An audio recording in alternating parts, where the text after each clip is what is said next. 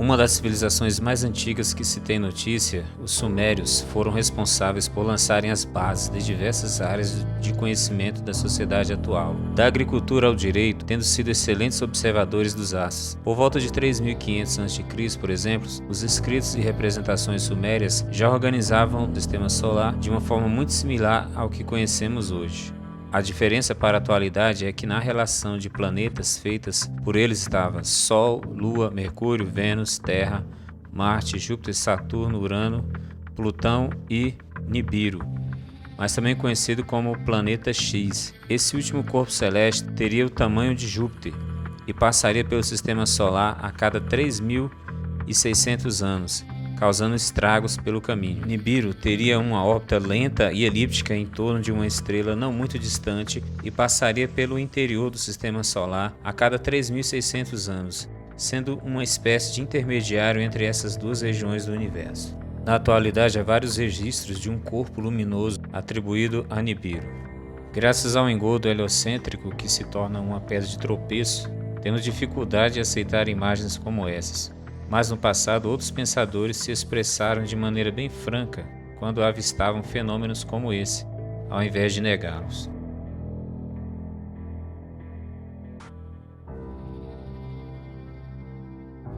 Eu vi alguns corpos opacos girando em torno de algumas estrelas que os obscurecem quando eles se aproximam de nós. Alguns corpos de terra são luminosos, giram em torno de algumas estrelas que permanecem não visíveis para nós em um período de tempo. No Diário do Concílio da Sociedade Astronômica Real, em junho de 1850, foi afirmado: nós podemos bem duvidar se tal corpo, o qual chamamos de Lua, é o único satélite da Terra.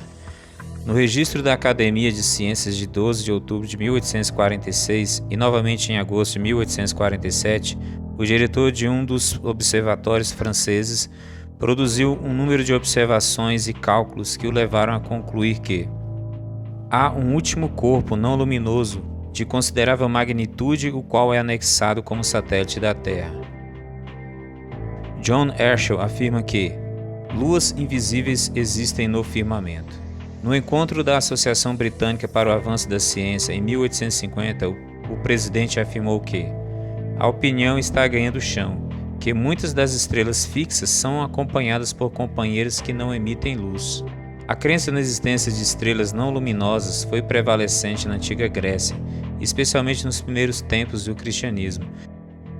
Segundo Orígenes, era afirmado que entre as estrelas flamejantes que são alimentadas por vapor, há outros corpos terrosos imóveis que permanecem invisíveis para nós. Estrelas que são invisíveis e consequentemente não têm nome, movem-se no espaço junto com aquelas que são visíveis. Diógenes de Apolônia.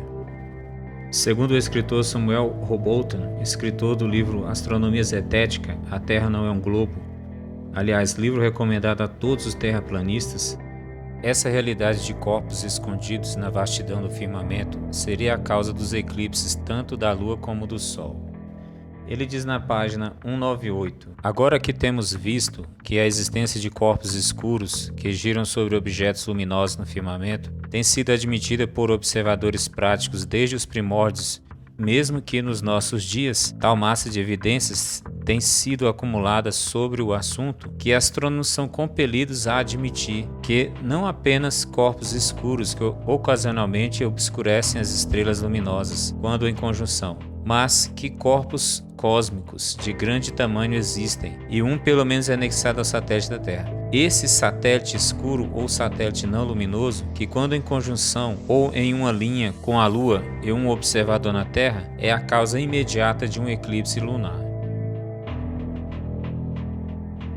Os fatos agora colocados em contraste tornam impossível concluir outra coisa além de que a Lua não brilha por reflexão, mas por uma luz peculiar dela mesma, que ela tem luz própria.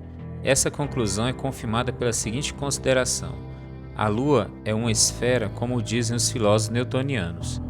Se assim fosse, sua superfície não permitiria reflexo, pois um refletor precisa ser côncavo ou plano.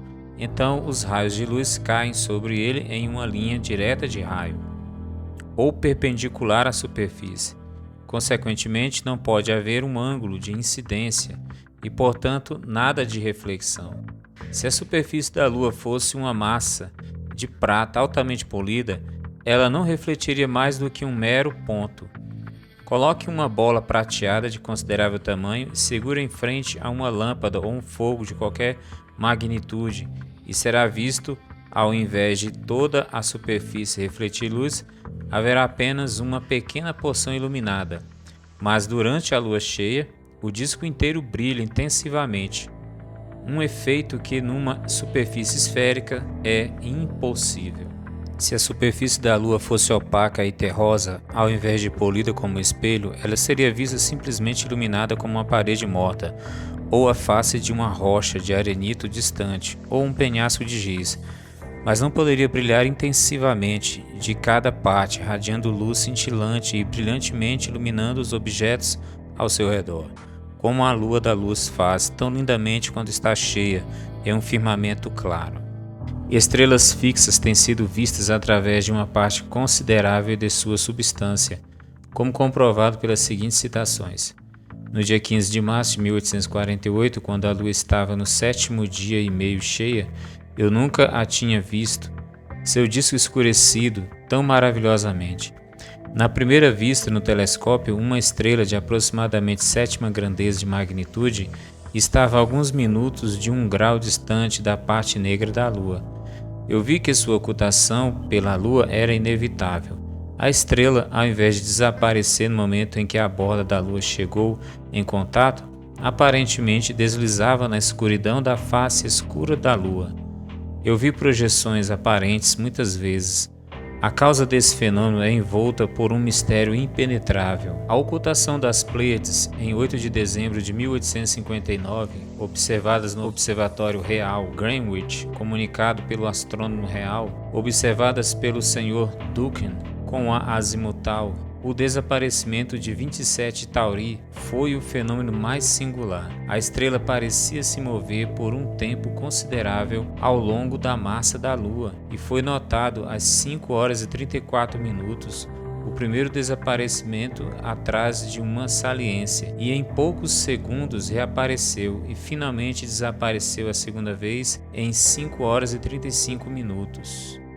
Portanto, baseado nessas argumentações que perduram desde os sumérios até os dias atuais, fica evidente que há muitos fatos omitidos pela mentira heliocêntrica à humanidade contemporânea sobre a existência de corpos celestes, não nomeados ou apelidados, como é o caso de Nibiru. Perceba que essas imagens mostram a grande possibilidade do eclipse lunar e solar serem causados por corpos celestes massivos não identificados.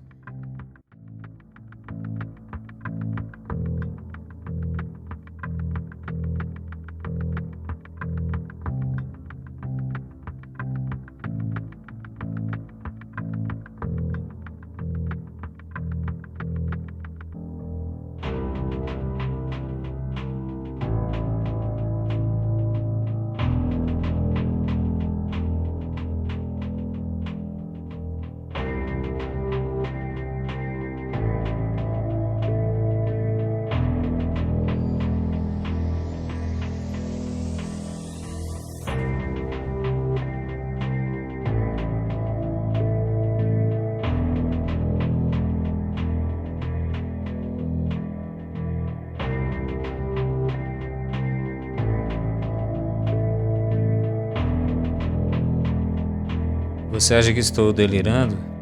Veja as evidências, elas falam por si. Em 20 de março de 2015, houve um eclipse total do Sol. E uma empresa de aviação levou 50 pessoas para observar esse fenômeno no Atlântico Norte. E aqui a coisa fica interessante. Diversos passageiros filmaram a totalidade do eclipse. E as gravações mostram círculos negros, círculos sem luz ao redor do Sol. E um desses círculos tapou o Sol no momento do eclipse. Eine Minute.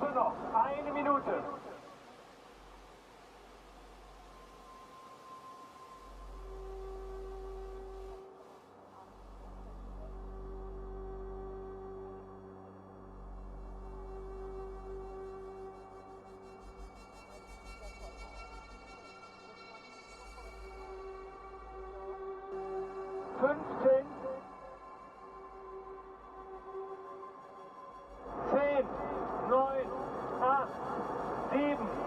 7, 6, 5, 4, 3, 2, 1. Sichtbar! Círculos escuros.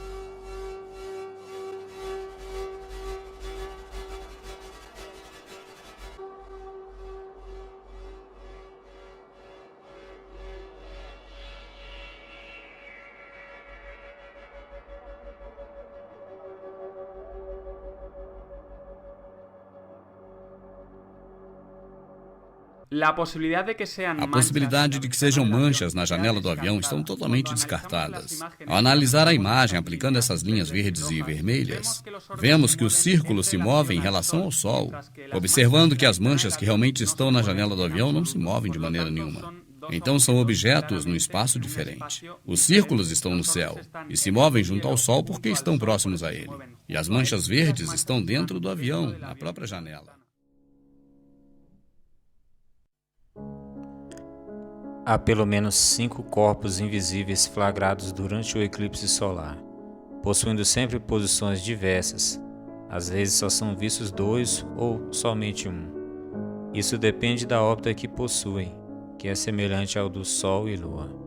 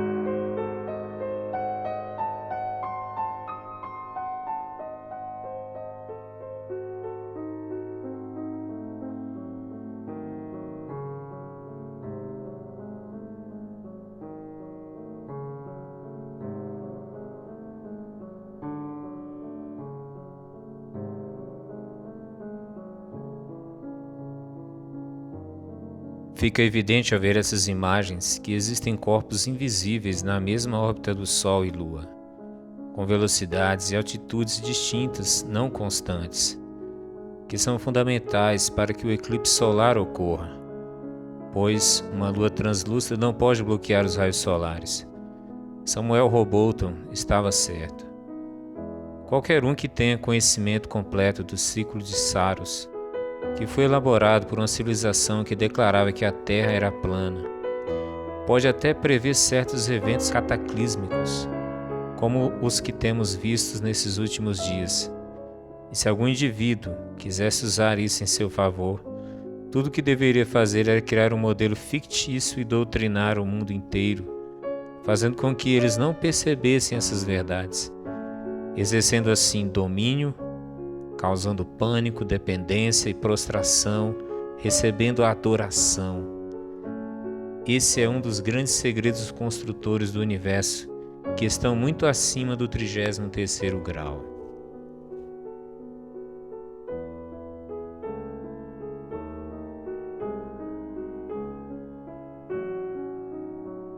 Esse tipo de eclipse é impossível no heliocentrismo. No decorrer da história, há inúmeros depoimentos sobre eclipses como esse. E também foram relatados que Sol e Lua foram vistos eclipsados ao mesmo tempo no horizonte. Imagem captada em 21 de agosto, no estado de Nebraska, Estados Unidos. You can actually see a star up there too.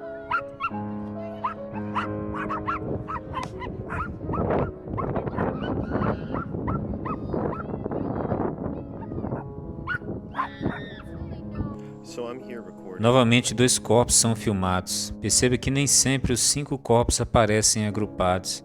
A diferença de velocidade orbital entre eles explica perfeitamente como na Terra plana, Sol e Lua foram vistos eclipsados ao mesmo tempo acima da linha do horizonte.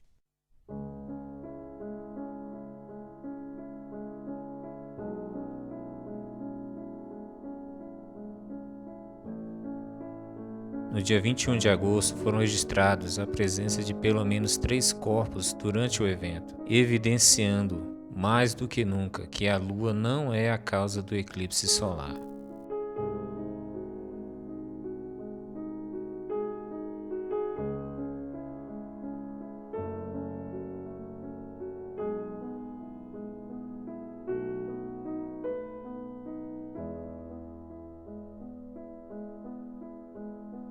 Sundog é um fenômeno óptico atmosférico que consiste em um ponto brilhante à esquerda ou à direita do Sol.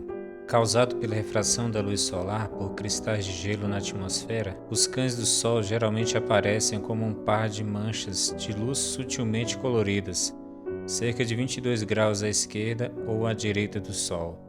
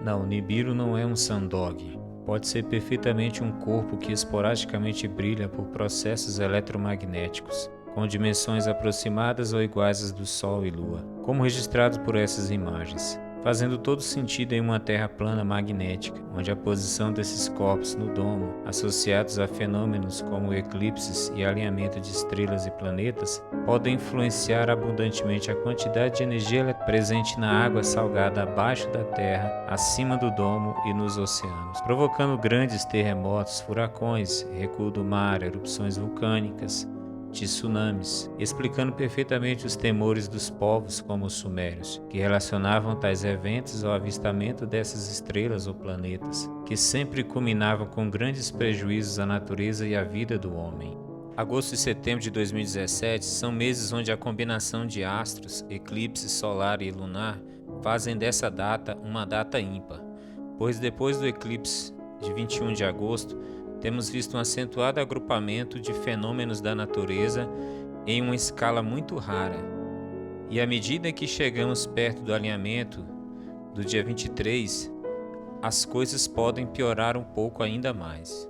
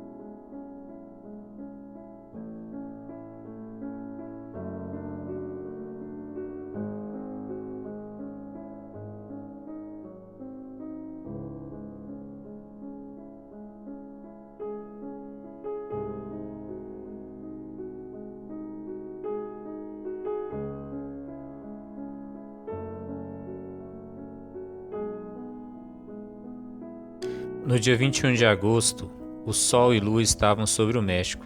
29 dias depois, novamente estavam sobre o México.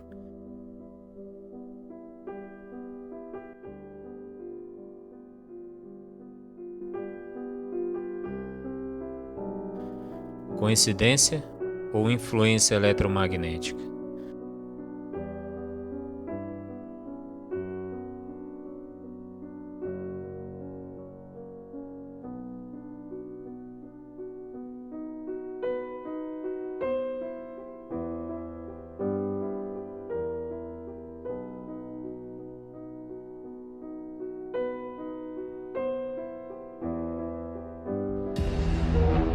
Olá pessoal, bom dia.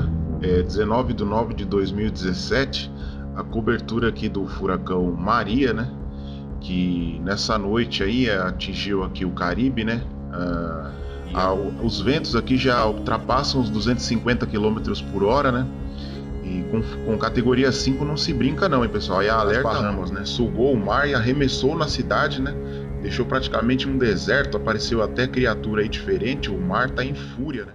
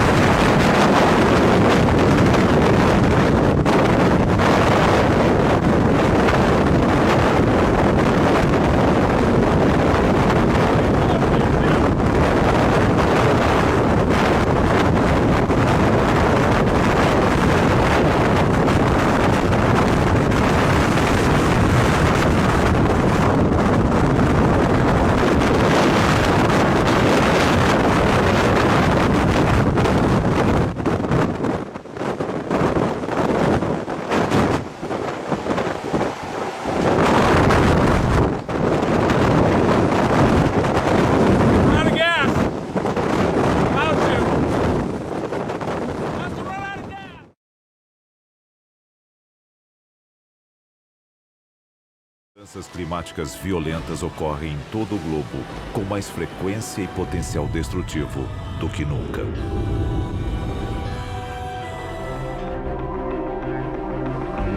E se houver uma explicação mais sinistra? Algo criado pelo homem? A cerca de 290 quilômetros de Anchorage, encontra-se a remota cidade de Gakona, no Alasca. É lá que, de acordo com alguns, um dos projetos mais perigosos já concebidos pelo governo americano está em andamento. E o público ignora quase tudo a seu respeito. É o programa de investigação de aurora ativa de alta frequência, mais conhecido como HAARP. O governo diz que o HAARP é apenas uma instalação de pesquisa. Para alguns especialistas, o verdadeiro propósito da base ultra-secreta é ser usada como arma contra os inimigos do país. E talvez contra seu próprio povo. Os objetivos oficiais do HAARP são manter comunicação com submarinos no fundo do mar, procurar locais de interesse militar usando poderosas ondas de rádio, aprimorar transmissões de rádio aquecendo a ionosfera terrestre e interagindo com ela. Mas são os supostos objetivos não oficiais do HAARP que preocupam seus detratores. O governo continua negando que as instalações são usadas na tentativa de afetar o clima.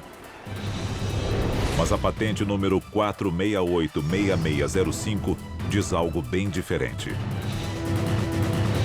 Mas o fato de o HAARP poder afetar o clima não significa que o tenha feito.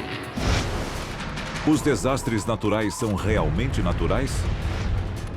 O HAARP é o responsável pelo aumento drástico de condições climáticas extremas? É possível que o efeito da humanidade sobre o clima seja mais do que acidental? Estaria um projeto secreto do governo controlando o clima? 28 de abril de 1997. Athens, na Geórgia. O ex-secretário de Defesa norte-americano William Cohen fez uma revelação arrepiante.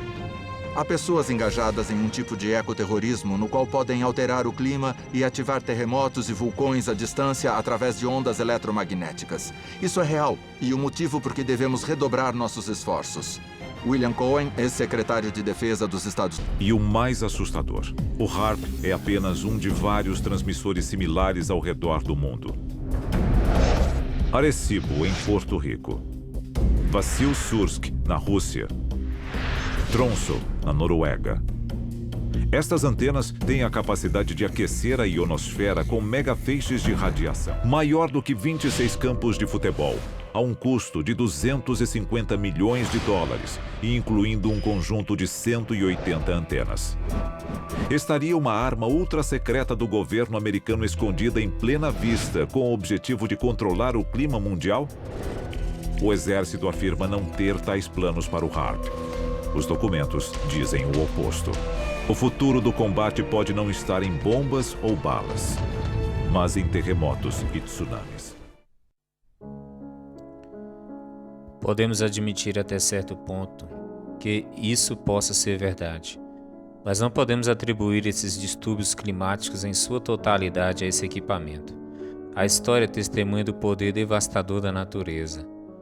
A evidência forte é que o HAARP é só para dar aos homens uma explicação alternativa sobre os fatos atuais e futuros, cesseando a opção dos homens de crerem em versões como a da Bíblia Sagrada, que atribui esses fatos a atos divinos, como sinais do juízo contra o mal e o fim do presente século, cegando ainda mais o gado dentro da Matrix. Isso é reforçado pelo fato do próprio sistema trazer essa ideia do HAARP à tona, como uma máquina de controle. Seria muita ingenuidade crer que um alto funcionário do governo americano denunciasse isso em público. O sistema existe para cegar, tirar o entendimento, sufocar a consciência crítica, roubar a vida espiritual das pessoas, levá-las para longe do seu Criador. Eles não podem deixá-los acreditar em Deus e sua palavra. A todo custo impedirão que alguém perceba a verdade. Muito em breve as trombetas, as taças, as pragas, os raios do Apocalipse serão derramados sobre a terra. E muitos ingenuamente dirão: isso aí foi o HAARP. Isso não passa de mais uma guerra. Mas a palavra de Deus afirma que as alterações climáticas serão parte de sua sentença contra o pecado. Apocalipse 16:3. E o segundo anjo derramou a sua taça no mar, e se tornou em sangue como o de um morto, e morreu no mar toda a alma vivente. E o quarto anjo derramou a sua taça sobre o sol, e foi-lhe permitido que abrasasse os homens com muito calor. Apocalipse 16:12.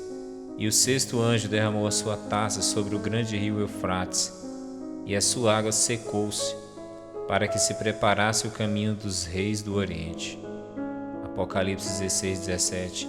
E o sétimo anjo derramou a sua taça no ar, e saiu grande voz do templo do céu, do trono, dizendo: está feito. E houve vozes, trovões e relâmpagos e um grande terremoto, como nunca tinha havido desde que há homens sobre a terra. Tal foi este tão grande terremoto.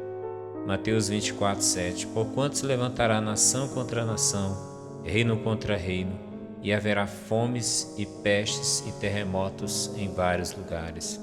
Apocalipse 6:12. E havendo aberto o sexto selo, olhei e eis que houve um grande tremor de terra, e o sol tornou-se negro como um saco de cilício, e a lua tornou-se como sangue. Apocalipse 6:13. E as estrelas do céu caíram sobre a terra, como quando uma figueira lança de si os seus figos verdes, abalada por um vento forte. Mas o maior sinal do fim dessa era é o aumento drástico da iniquidade. Isso está sendo pesado por um Deus que exerce misericórdia e também justiça. Alguém que esteja mergulhado no pecado, escute as palavras de Deus.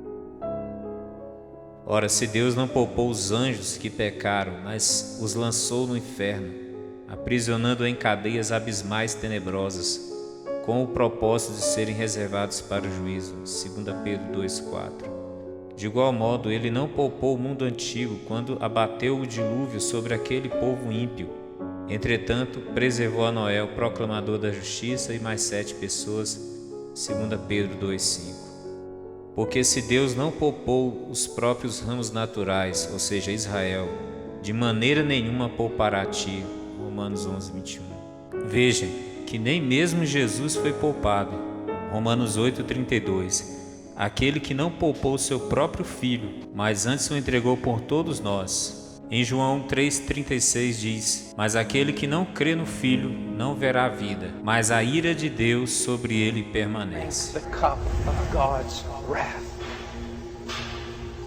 It is though with one hand God is holding back His justice against this world, and with another hand He is pleading for men to come. But one day both hands will be dropped. You know that, don't you? Let me give you another example. Heaven is heaven because God is there. Well, that is true. But then the counter is not true. Hell is hell because God's not there. That's not what Scripture teaches. Hell is the wrath of Almighty God. It is His perfect justice revealed against men throughout an eternity. That the wrath of God will come in such a way that men will cry out, the great captains and leaders of this world will cry out that the rocks fall upon them to hide them from the wrath of the Lamb, of the Lamb, of the Lamb. The wrath of God. Well, I just don't believe that. Well, just what you believe doesn't really matter. What does Scripture teach? The sense of being cut off from His favorable presence, of dying without Him. Separation. And then, not just separation, but wrath. Justice had to be poured out. It had to be.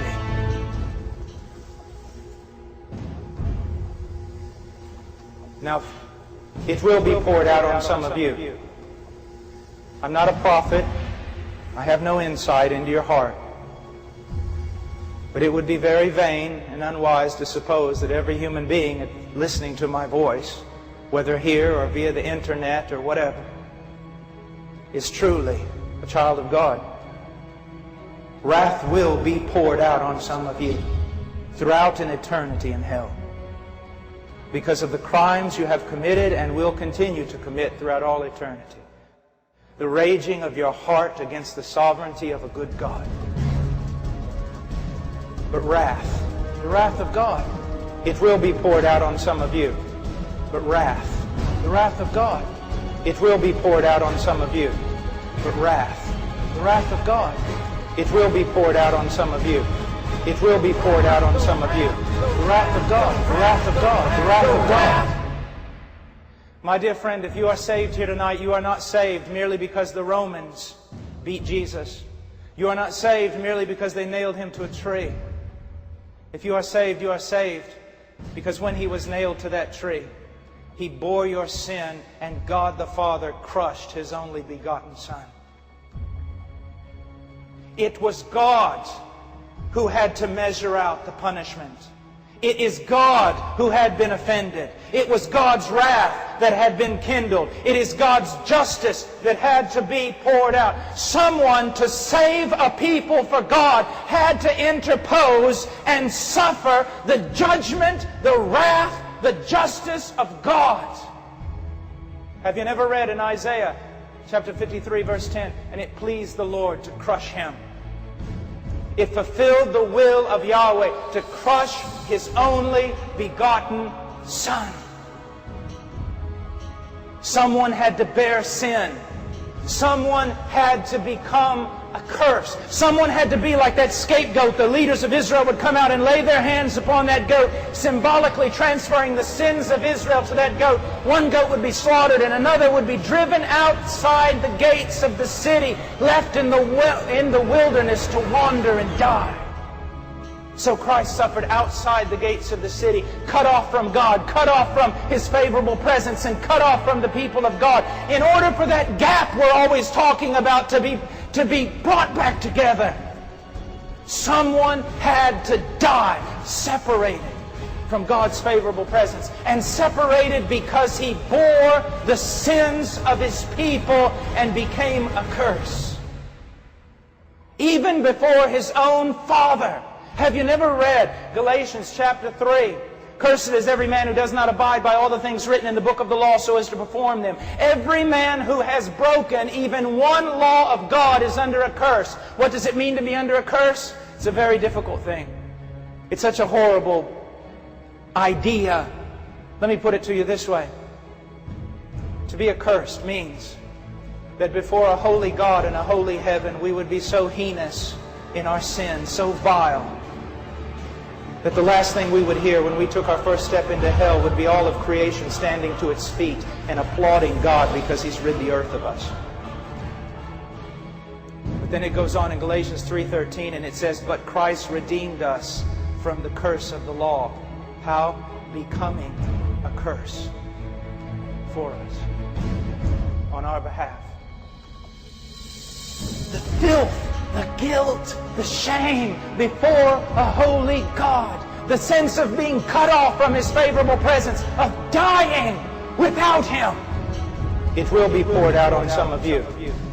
But wrath, the wrath of God, it will be poured out on some of you. But wrath, the wrath of God, it will be poured out on some of you. But wrath, the wrath of God. Hell is the wrath of Almighty God. The wrath, the wrath, the wrath of God. The wrath of God. The wrath of God. It will be poured out on some of you. It will be poured out on some of you. De maneira nenhuma Ele poupará a ti. Arrependa-se enquanto você ainda pode e creia no Evangelho.